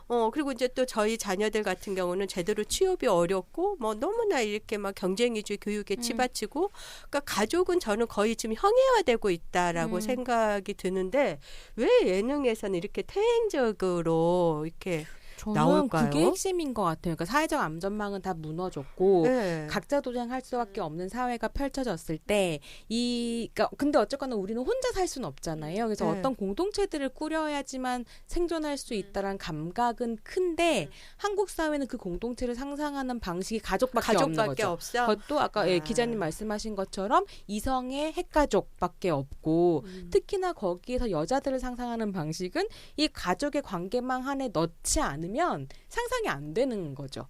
그러니까 맨날 뭐 며느리니 엄마니 이렇게 불러다가 뭐 생후 80개월이니 하면서 50살 넘은 아들을 엄마 태아에 엄마 자궁에 갖다 붙이고 막 이런 징그러운 일들이 계속 벌어지는 것 같아요. 그러니까 그게 제일 문제인 것 같아요. 가족 외의 방식으로서는 공동체가 상상이 안 되고 안 된다. 여성은 가족관계 밖에서는 그러니까 전인적이고 독립적인 자아로 상상을 못하는 거죠. 대중문화가. 오히려 개인으로서 사는 것을 인정하지 못하고 개인으로서 살 수 없게 만드는 경향이 더 강하지 않나라는 생각이 들어요. 그나마 이제 각각의 삶이라는 걸 좀 많이 보여주고 요즘에 반응이 점점 좀 좋아지고 있는 게 나 혼자 산다 맞아. 같은 프로그램인 것 같고 저는 이 프로그램이 어쨌든 이제 약간 시작한 지가 꽤 오래돼서 매너리즘에 빠질 수도 있었는데 회생을 한 거는 박나래 씨하고 한혜진 씨의 맞아요. 힘이 굉장히 크다고 생각을 하고요. 이게 사실 나 혼자 산다도 처음 나왔을 땐 남자들이 혼자 사는 얘기였었거든요. 그랬어요. 예. 뭐 김용건 씨와 뭐 노홍철 씨를 비롯해서 이제 혼자 사는 남자들 주로 또 다 남자들이었어요. 예, 자기들끼리 어떤 무지개라는 어떤 모임의 이름을 정하고 뭐 대부님이라든지 뭐 형 동생 하면서 그랬는데 박나래 씨가 확실히 하나의 기점을 만든 것 같아요. 결혼을 하지 않은 여자이면서 재밌게 살고 사람들하고 즐겁게 놀고 뭐 어떤 모임 같은 걸 좀 주도하고 그러면서 이제 그러니까 이렇게 이제 손희정 선생님 얘기로 하면은 약간 그 무너진 사회적 안전망에서 유사 가족 공동체를 가상 체험하게 해주는 근데 그 가족이 굉장히 태행적으로 이렇게 그 개인의 삶을 존중하는 방식이 아니라 훈계질하고 막 이런 것들이 허용되는 방식으로 이거 계속 갈까요? 그러면은 이런 가족 예능 이런 거가 이미 사실은 나올 수 있는 건 거의 다 나왔다고 생각을 하고 좀 끝물이 아닌가 싶은데 하지만 미운우리 새끼가 이렇게 성공을 할 줄 정말 미처 몰랐던 걸로 봐서 그 성공 요인은 뭐예요? 그러면은 진짜 이게 좀 너무 좀 길어지긴 한데 저는 사실은 그런 생각했는데 미운우리 새끼를 보면서 나 혼자 산다의 대항마처럼 그러니까 똑같이 혼자 사는 사람에 대한 얘기인데 나 혼자 산다는 사실 어르신들이 보기 싫은 프로그램이잖아요. 왜냐하면 결혼도 안 한 아이들, 자식들이 젊은이들이 너무 혼자 잘 사니까 약간 자기 멋대로 그래서 부모의 뭐 없이 그게 금요일 밤 11시인가 이렇게 네네. 하는데 그래서 그 시간대에 공중파에서 사실은 채널 A나 이런 걸 보시는 어르신들이 공중파에서 볼 만한 프로그램이 없었던 것 같아요. 그러니까 거기에 미운의 새끼를 넣고 사실은 그 종편들에서 하는 어르신들 나오셔서 큰 소리로 막 소리 지르는 프로그램들의 포맷을 미운우리 새끼에 입힌 것 같다는 생각을 좀 했거든요. 그러면 이 대목에서 우리 지혜처장님이 부모님과 같이 사는데 부모님이 보시는 예능은 뭐예요? 저희 어머님이 보는 예능은 1박 2일 정도? 그러니까 그것도 주요하게 보는 이유가 이제 여행 다니는 프로그램이잖아요. 그래서 그런 것들을 좀 좋아하시면서 보시는 거지 그 이외의 프로그램들은 잘 보시지 않으시죠. 그렇군요. 네. 아니 저는 살짝 이 중장년 노년층들만 텔레비전에 앞에 있고 젊은 사람들은 전부 이제는 핸드폰 통해서 보니까 그래서 그 사람들을 계속 텔레비 앞에 붙잡아 두려고 이렇게 옛날 가족을 재현하나 그런 생각도 살짝 해봤거든요. 그런 면도 없진 않다고 생각을 해요. 예. 네. 이제 우리 다시 한남 예능으로 돌아가 볼까요? 네. 그래서 아까 이제 여자 연예인들이 설 자리가 없어서 네네. 여자 없는 예능이나 마찬가지다까지 해주셨는데 네. 그리고 이 여자 없는 예능, 여자들이 이렇게까지 없어진 어떤 계기라는 게 있을까라고 했을 때는 무한도전하고 1박 2일이 엄청나게 성공을 했던 시기가 있었잖아요. 두 프로그램 합치면 시청률이 50% 넘었던 때가 있었던 걸로 기억을 해요. 정말 무한도전이 10년이 넘었죠. 장기 집권을 했고. 언제 시작한 거지? 10년이 넘었으면 뭐 2000년대 2006년, 네네. 7년. 네. 정도 되는 거 아니에요? 네. 진짜 장수다. 그러니까 약간 짝짓기 프로그램들이 인기를 수명을 다할 그쵸. 즈음에 맞아요. 네. 그러니까 그래서 여자들이 싹 사라질 즈음에 맞아. 네, 그렇죠. 그리고 1박 2일 같은 경우에는 시즌으로 이제 멤버들이 몇 번 바뀌면서도 계속 되고 있잖아요. 그러니까 굉장히 장기 집권을 하고 있고 시청률이 사실 예전 같진 않거든요. 근데 예전 같지 않아도 폐지는 안 돼요. 왜냐하면 워낙에 브랜드가 강하기 때문에. 근데 이 프로그램이 정말 리얼 버라이어티 양대 KBS와 MBC의 양대 시대를 열었었고 그 이후로 이제 남성 위주의 예능들이 남자들을 모아놓으면 재미있는 게 나온다라는 어떤 인식들이 생기면서 여성들은 계속 줄어들게 된 거죠. 그리고 특히 리얼 버라이어티라는 형식이 좀 이 여성 예능인들하고 잘 맞지 않은 형태들이 있었거든요. 그래서 이제 이 예능에서 여성들이 배제가 된다. 이게 너무 심각하지 않냐라는 얘기가 나오면 늘 그에 대한 반박으로 나오는 게 주로 이제 남성 시청자들은 여자들이 재미가 없어서 자리가 안 생기는 건데 왜 그거를 남을 탓하냐 뭐 이런 얘기였어요. 여자 문제지. 네, 그러니까 이런 거네요. 여자들 중에 그렇게 능력이 있고 웃긴 여자가 없는 거다. 그러니 어떻게 네, 재미가 없어서 그런 건데 너네 왜 실력으로 승부하지 않고 불평만 하냐라는 식의 얘기들을 되게 많이 했었는데 그래서 저도 어느 순간 진짜 그런가라고 좀 궁금해지더라고요. 이것이 제작진의 입장에서 봤을 때에도 정말로 여자는 재미가 없는 사람들인가, 여자 연예인들은. 그래서 그거에 대해서 이제 몇 명의 그 예능 작가, PD분들을 인터뷰를 했던 적이 있었어요. 뭐 진짜 재미가 없어서 네. 출연을 안 시키는 네, 거냐에 당신들이 대한 느끼기에도 지금 한국의 여자 예능인들은 재미가 없는 사람들인 거냐, 왜 안 쓰는 거냐. 마치 그거 같아. 기업에서 여자 안 쓰잖아요. 네. 얼마 전에 그 보도 나왔는데 우리나라 기업에서 67%가 여성 임원이 빵명이에요. 제로. 그리고 전체적으로 임원이 2.7%예요. 그 1.9%에서 좀 올랐네요. 좀 올랐나요? 네. 그러니까 근데 이제 그럴 때 기업도 맨날 똑같이 얘기해요. 임원 시켜줄래도 없다. 네, 지금 네, 똑같은 그 논리 구조이네요. 네. 그 시켜주려고 해도 없다라는 얘기 비슷하게 한 분이 있었어요. 제작자 입장에서 재미가 없다. 근데 그게 우리의 책임이 아니다. 그동안의 예능들이 이 여성들한테 캐릭터와 롤을 부여하지 않았는데 그거에 대한 책임을 왜 지금 제작진인 우리한테 묻냐. 현재 상황에서 여자한테 줄 수 있는 거는 뭐 프로그램을 구성한다고 하면 메인 MC가 아니라 조그만 자리밖에 없는데 그거에서도 자기 역할을 제대로 할 사람이 별로 없다. 그러니까 기본적으로 이 메인이 남자로 구성되어 있으면 이 사람하고 호흡을 맞출 만한 또 다른 남자를 찾는 게 자연스럽다는 거예요. 그러니까 예를 들면 우리 프로그램의 메인 MC가 유재석이에요. 그러면 거기에다가 하하를 갖다 놓는 게 편하다. 그러니까 이게 둘이 같이 나오는 거 진짜 많다. 유재석 하하. 그러니까 뭐라 한 조인 거예요. 그래서 패키지. 유라인, 규라인, 호라인, 뭐 강라인 뭐 이런 말 있죠. 그러니까 호라이? 호라인, 강호동, 동라인인가요? 그러니까 이게 그래서 어떤 느낌이 드냐면, 그러니까 일을 하지 않는 느낌인 거예요. 그러니까 낯선 사람들이랑 서로 합을 맞추고 이런 식의 일이 아니라 나 편한 애들을 내가 옮기면서 그냥 들고 다니는 거죠. 그러니까 저는 막 런닝맨 봐도 이 사람 무한도전 봐도 이 사람 정말 그래서 뭐 이제 가족 컨셉 예능이 아니면 굳이 여자를 쓸 필요가 없다라고 얘기를 하죠. 그래서 왜 가끔 뭐 오지에 간다거나 뭐 그 사이에 몇 개 생겼다가 사라진 뭐뭐한 가족이라든지 이런 리얼 버라이어티가 있으면 여자들이 제로는 아니고 1명, 2명 정도 남자보다 적은 수로 끼어 있는데 이 여자들한테는 뭐 딸이라거나 뭐 엄마라거나 누나라거나 이런 식의 가족과 관련된 캐릭터가 붙어요. 이 사람들은 그럼 그거를 수행을 해야 되는 거고.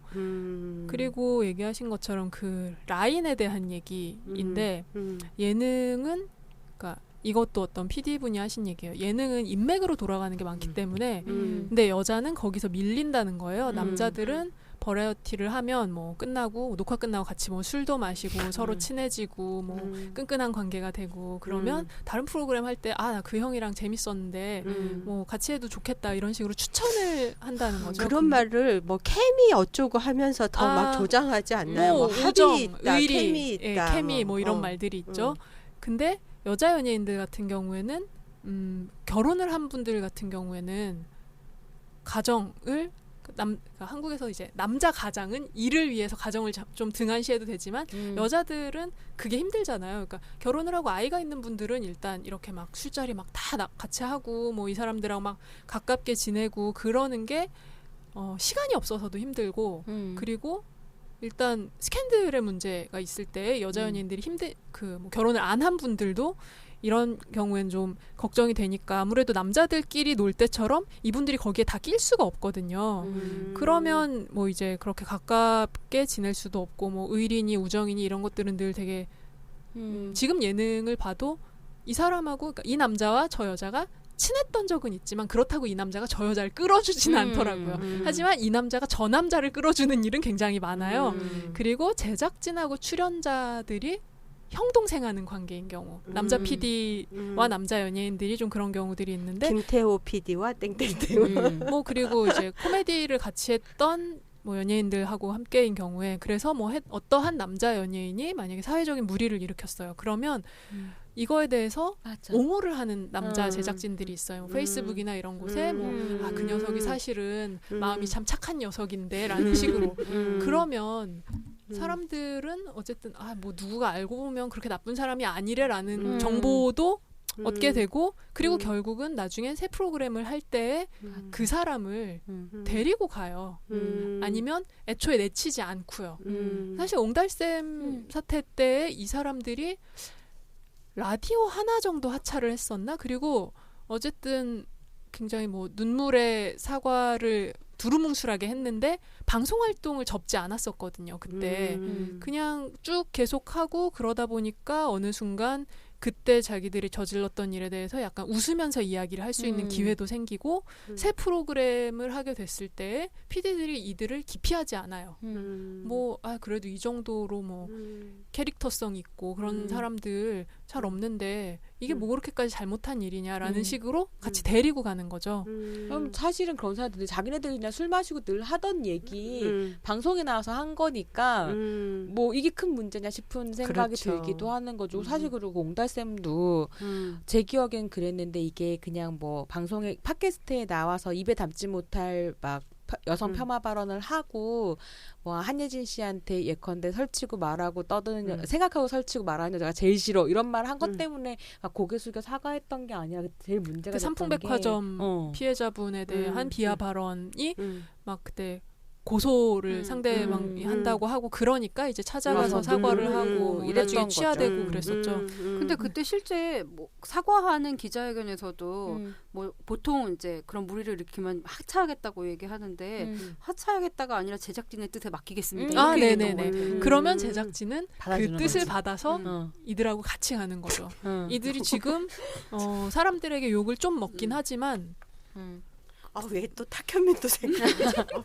탁현민 생각나죠. 계속 나요. 그게 제가 되게 화가 나는 게 정말. 뭐냐면 탁현민 전에 왜 안경환 전 후보자 있었잖아요. 사람들이서 너네 페미니스트들이 그렇게 시끄럽게 굴어 책 한 권이랑 뭐 젊었을 때 좀 도장 탄 거 가지고 그런다며 막 비판을 하긴 했었는데 실제로 안경환 후보자 전은 탁현민 하고 있는 걸 보면 페미니스트들이 비판해서 내려온 거 아니거든요. 그러니까 왜냐하면 그 후보 사퇴하기 직전에 터졌던 건 뭐냐면 입학비리 서울대 얘기에 수시 나오고 있었단 말이에요. 그것 때문에 내려온 것 같아. 그것 때문에 내려왔을 거라고 전 생각하는데 그래서 아까 뭐 지금 이런 말씀 드리는 건 페미니즘 운동이 힘이 없다라는 얘기를 드리려는 게 아니라 실은 더 치열하게 싸워야 된다라는 생각이 좀 들더라고요. 그러니까 지금 기자님 말씀하신 것처럼 저 공고한 남성연대의 균열 안 가고 있다라는 거잖아요. 뜻에 맡기겠다 하면은 그냥 다시 또 방송 출연이 가능해지고 비판을 하는 것만으로도 밥줄을 끊으려고 하냐 여자들은 이런 식의 반응을 보이니까 하지만 사실 이들의 밥줄이 끊긴 적은 없어요. 네. 근데 반면에 여자들은 끊긴 적이 많죠. 네. 많이 끊기죠. 네. 저도 항상 그것을 걱정하고 있습니다.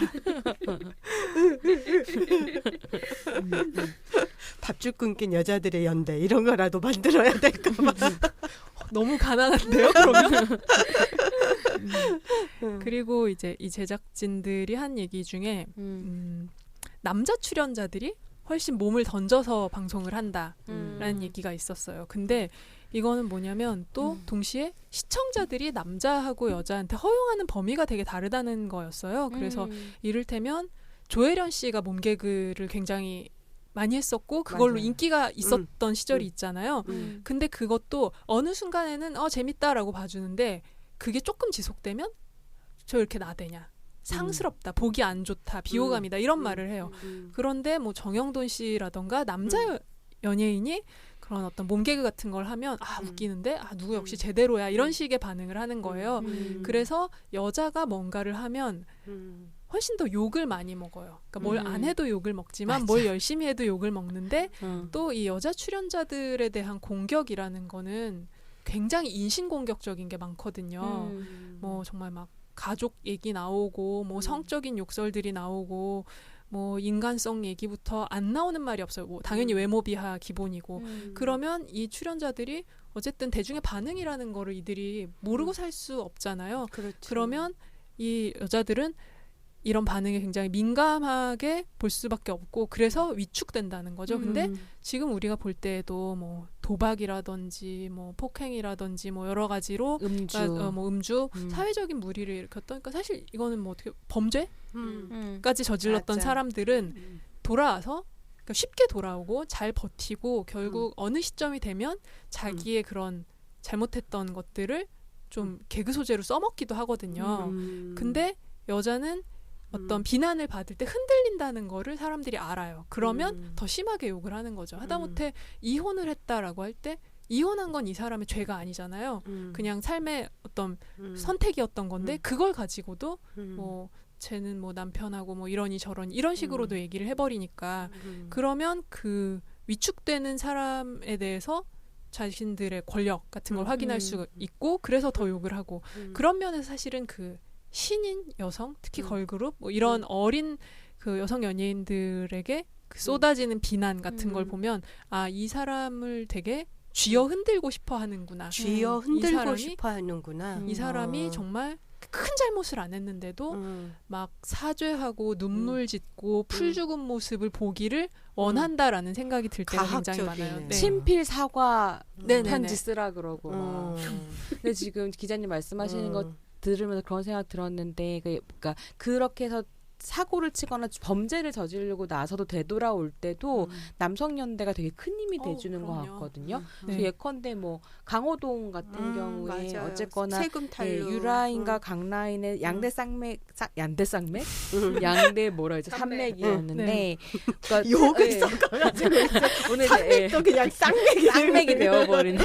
그래서 이제 세금 탈루하고 되돌아오고 난 다음에 그래서 이제 강호동이 다시 컴백에 성공하면서 이수근 끌어주고. 그렇죠. 네.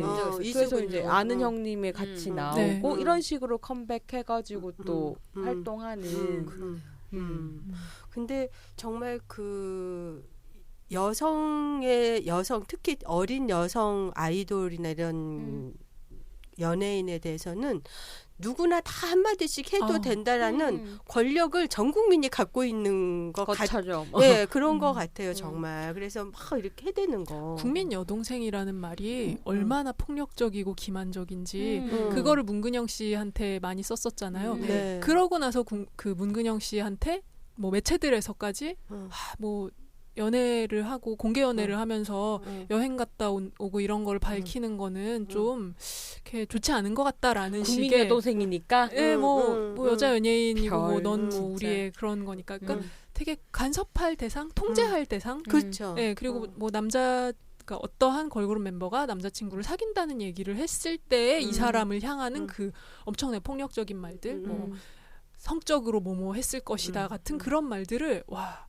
그렇게 거르지 않고 당당하게 하는 사람들이 많다는 거를 보면 점점 더 심해지고 있지 않나라는 생각도 들어요. 뭐 악성 댓글뿐만이 아니라 뭐 본인 실명 걸고 페이스북에도 그런 얘기 하시는 분들이 있더라고요. 어떻게 그럴 수가 있냐는 식으로. 네. 거의 소유물이야, 소유물. 그리고 너무 어쨌거나 여자에 대해서, 그러니까 남자에 대해서는 되게 간대하고 여자에 대해서는 너무 엄격한 기준들을 좀 되는 것 같다는 생각이 들면서 또 한 가지 든 생각은 영화 쪽에도 그런 얘기 되게 많이 하는데, 그러니까 왜 여자 배우들이랑 작업 안 하냐? 그럼 여자 배우들 자기 이미지 챙기느라고 정신없고 별로 이미지 안 망가지고 싶어한다 여자들은 이렇게 이야기를 하는 제작자들 있거든요. 근데 이제 그거에 대해서 여러 가지 좀 고민을 해볼 필요가 있는 게 저는 여자 배우가 남자 배우보다 안 망가지려고 하는 성향이 크다고 생각해요. 그렇긴 한데 그건 왜냐하면 점점 안 그렇게 되고 있긴 하지만 첫 번째로는 너무 출연할 영화가 없기 때문에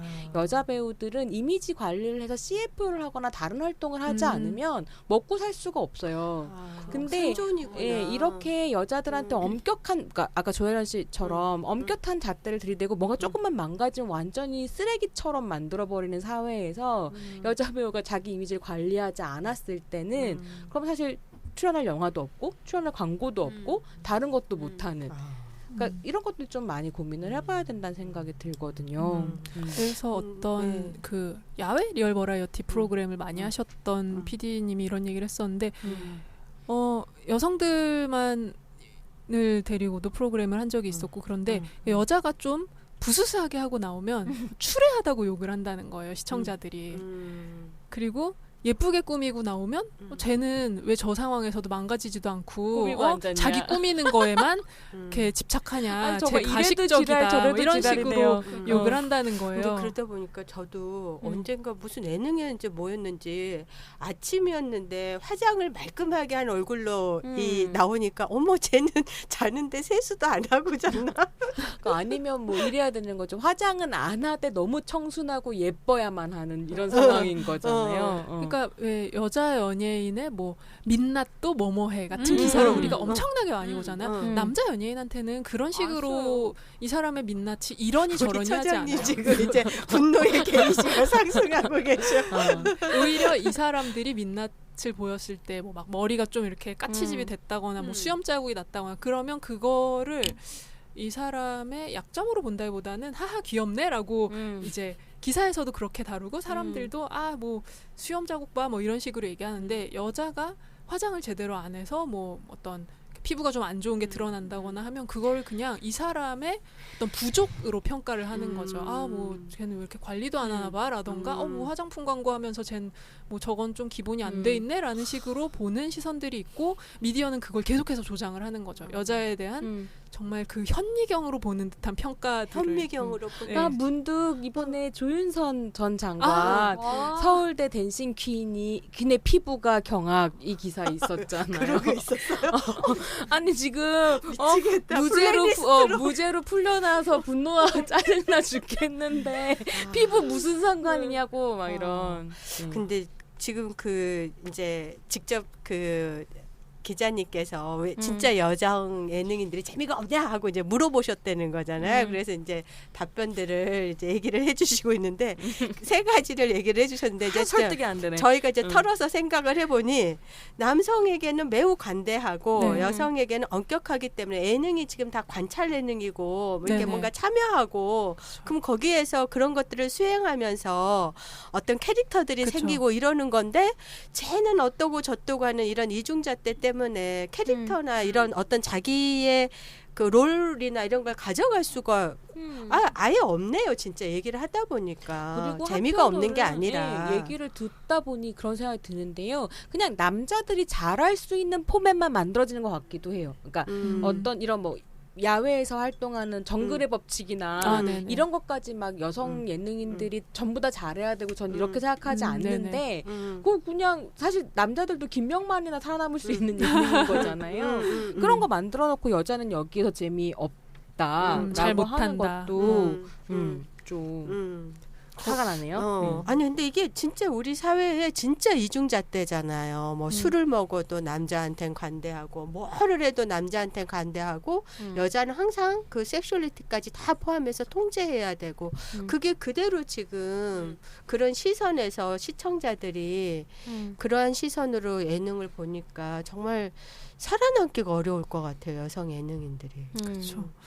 그래서 저는 그 언니들의 슬램덩크가 얘기를 하셨는데 전 시즌 1보다 시즌 2의 멤버들이 좀 더 재미있다고 생각을 했어요. 그리고 방송을 보면 이 사람들이 정말 이 사람들도 너무 기회에 목말라 있던 사람들이잖아요. 본인들이 맞아요. 그런 얘기도 많이 했고 근데 맞아요. 그걸 보면 아 이들이 정말 이 자리가 없는 어떤 방송판에서 모처럼 주말 예능에 출연을 고정으로 하게 된 게 얼마나 행복했을까. 그리고 다들 막 어떤 내가 보여주고 싶은 끼가 있고 내가 사실 이렇게 재밌는 사람이야라는 걸 어필을 하고 싶어 하면서 또 이제 그 와중에 걸그룹 프로젝트를 굉장히 열심히 준비를 하고 전 되게 좋았던 게 그 남성 예능들이 가지고 있는 특성 중에 하나가 그 안에서의 서열화 견제. 큰 형님 밑에서 막 뭐 이제 누가 둘째고 막 누가 막내고 막 이런 것들 그리고 그 권력 관계가 보이는 게 점점 되게 힘들어졌었는데 이제 이 프로그램 같은 경우에는 그 리더격인 이 언니들도 좀 그 막내인 친구들에 대해서 뭐 이렇게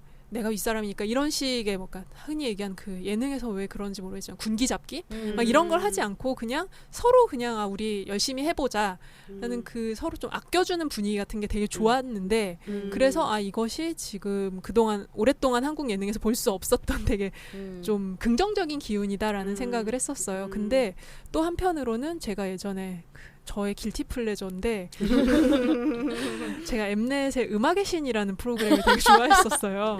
이게 그 이상민 씨를 주인공으로 한 약간 페이크 다큐멘터리 형식의 프로그램인데 이게 사실 이 프로그램에서 보여주는 거는 이상민이라는 사람이 얼마나 좀 허세가 가득하고 되게 옛날엔 잘 나갔었지만 그 사람의 잘 나감이라는 게 또 막 표절이라든지 수많은 또 흑역사로 가득한 그런 시절이었고 지금 그 과거의 영광을 잊지 못하고 아직도 정신 못 차리고 있는 남자 이 사람 그리고 되게 막 양아치야 막 이런 걸 보여주는 그런 좀 풍자 예능이었는데 이런 것을 과연 여성 주인공으로 할 수 있을 것인가 그러니까 이러한 재미 그러니까 여성들이 보여줄 수 있는 재미라는 게 뭘까요, 정말 말 그대로 정말? 건전한 재미만 가능한 거 아닐까 지금까지는 맞아. 그것만 허용되지 않을까 그러니까 자기네들이 이렇게 다 금기를 해놓고 네.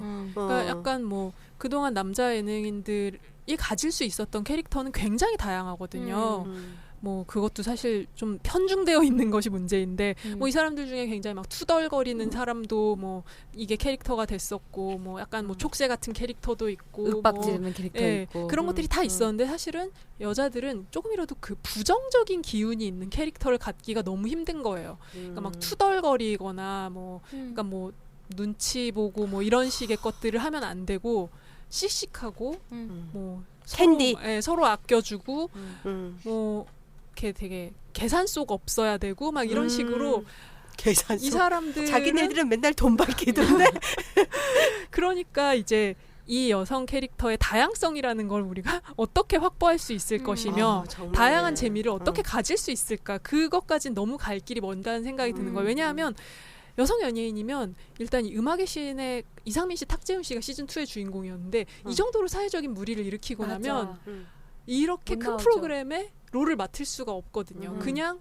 사회적으로 거의 매장을 당하는 수준이 되기 때문에 그런 게 좀 걱정이 되는 거죠. 그러니까 저는 막 연예인들 잘못했으면 뭐 절대 뭐 방송에 다시 나오면 안 되지 뭐 반성이고 뭐고 없어 라고 생각하진 않는데 이것이 과연 여성과 남성에게 동일하게 뭐 자숙과 반성과 새 출발의 기회가 주어지느냐. 근데 여성은 어떠한 문제에 휘말리는 순간 커리어가 확 꺾이는 거예요.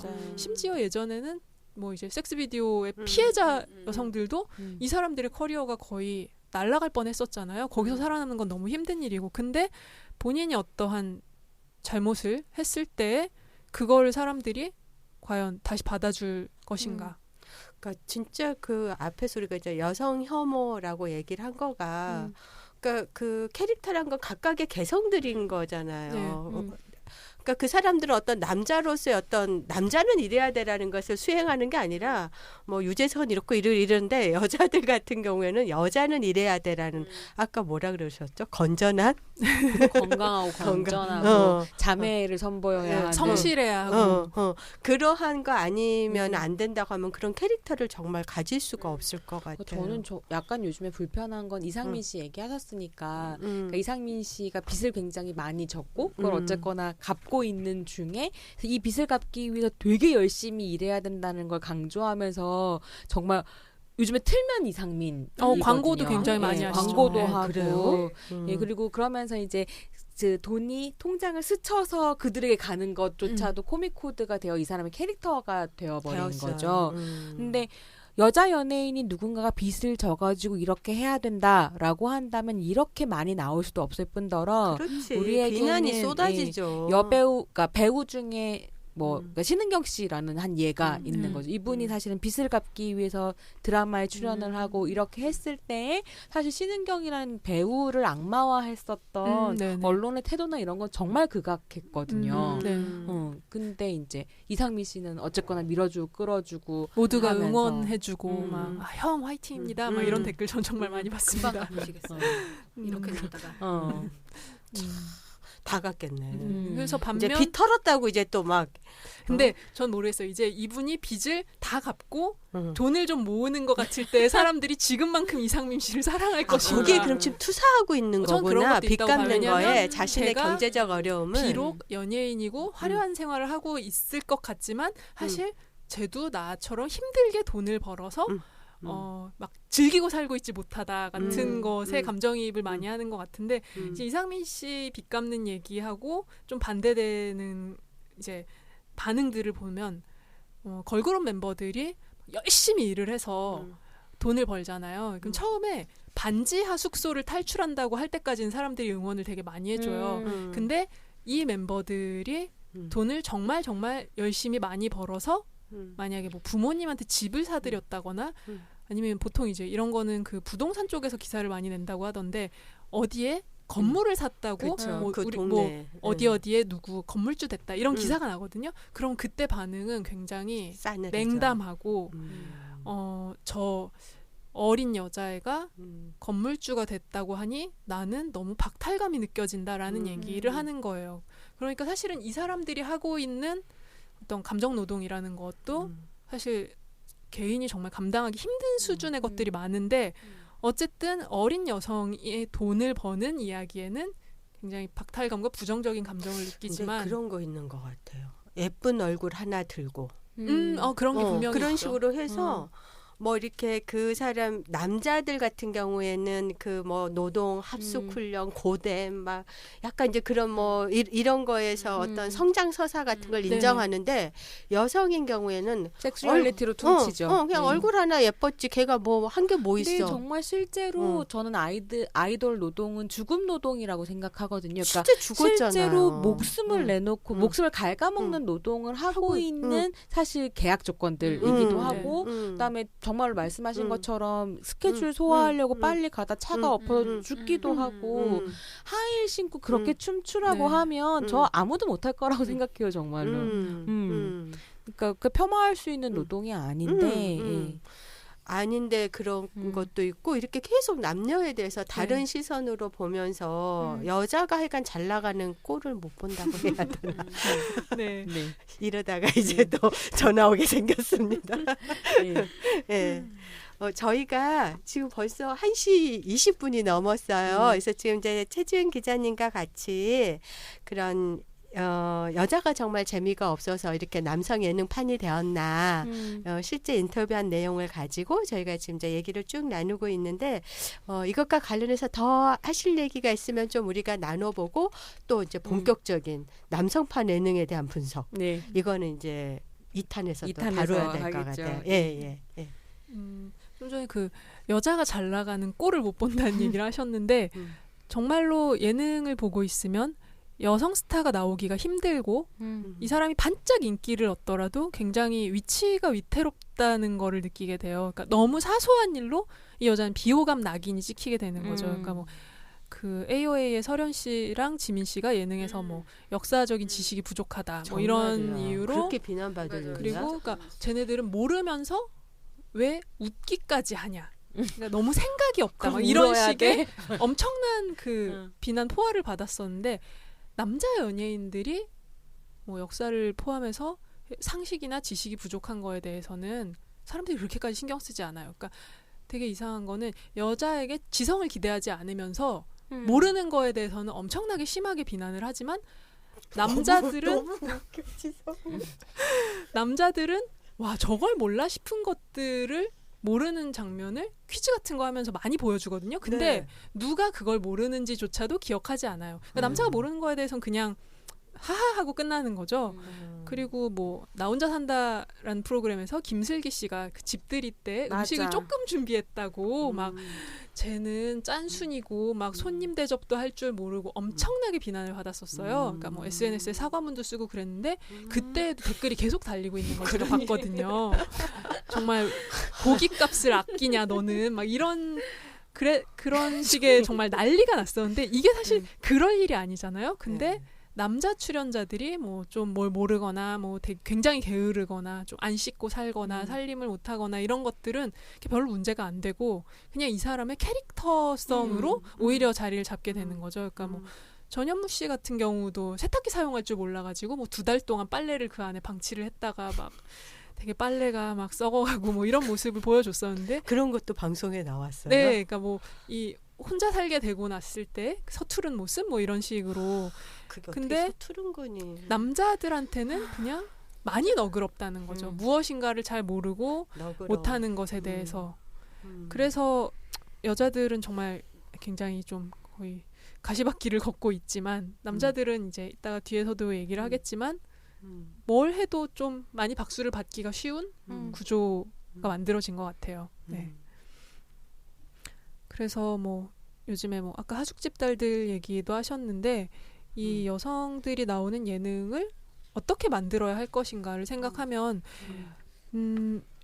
여성들이 나오는 거 그러니까 망하는 예능이 되게 많은데 그 중에서도 여성 예능만을 콕 찍어서 이거 여성 예능이라고 여성 예능의 실패다라고 할 것이냐 하는 생각도 좀 들더라고요. 그러니까 사실은 여자들끼리 모아놓고 우린 여성 예능 한다라고 하는 것보다도 그냥 기본적으로 좀 예능을 만들 때 여성한테 기회를 더 많이 주는 게 필요하거든요. 그러니까 이걸 굳이 남자로만 구성해야 할 필요가 있는가 같은 질문들을 좀 해봐야 되고 뭐 정말 성비라는 거에 우리가 이렇게까지 신경 쓰지 않을 정도의 기회가 주어져야 하는데 예, 문제는 그 여자 제작진이 만들더라도 남자들만의 프로그램을 만드는 경우가 많고 그래서 누가 그런 얘기를 했었어요. 한국에서 여자 예능인은 외국인보다 못한 가치를 가지고 있다. 얼마 전에 그런 게 나왔었죠. 뭐 어서와 한국은 처음이지라는 프로그램이 이제 시작한 지가 얼마 안 됐는데 파일럿도 외국인 남성들이었고 첫 회도 외국인 남성들인 걸로 알고 있어요. 근데 여자들에겐 자리가 정말 잘 안 만들어지고 있는 거죠.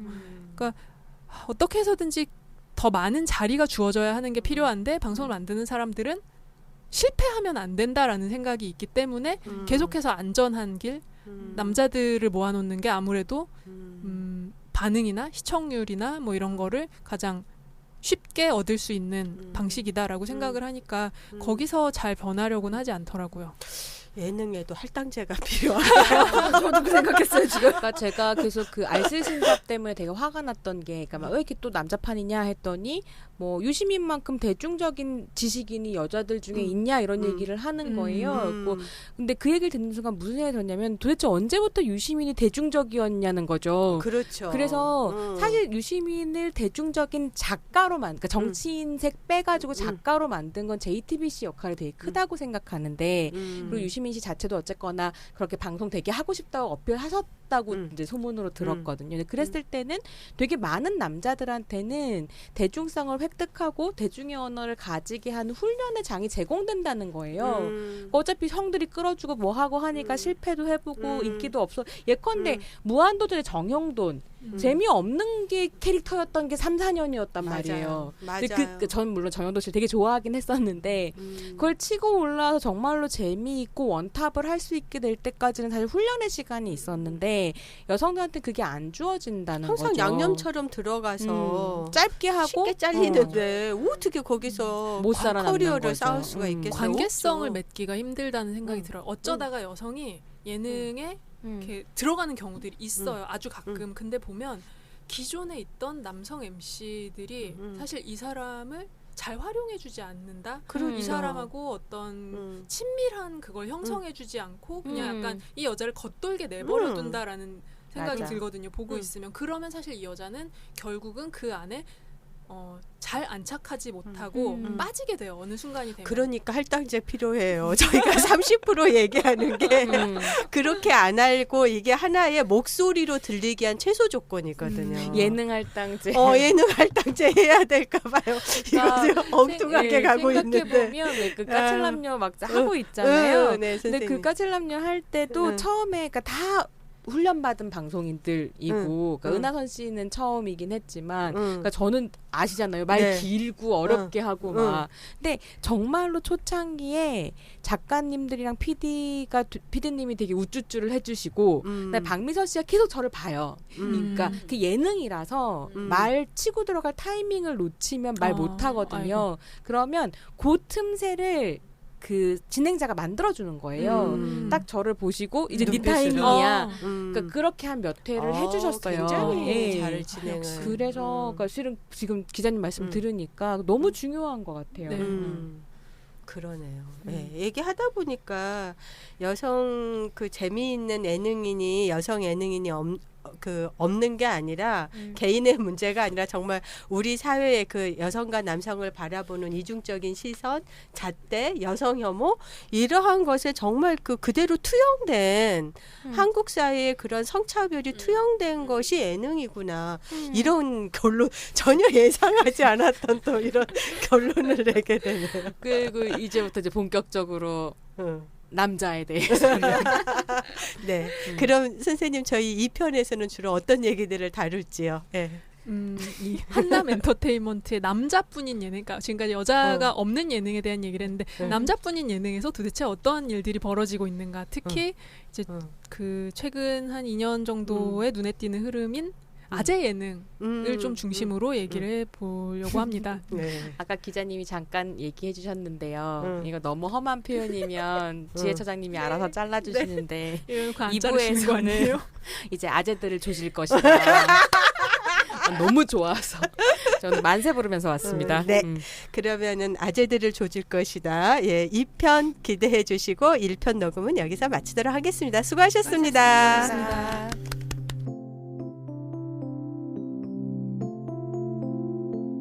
팟캐스트 을들의 당나귀 귀 시즌3는 2017 서울특별시 성평등기금 후원 사업으로 한국여성노동자회에서 제작합니다.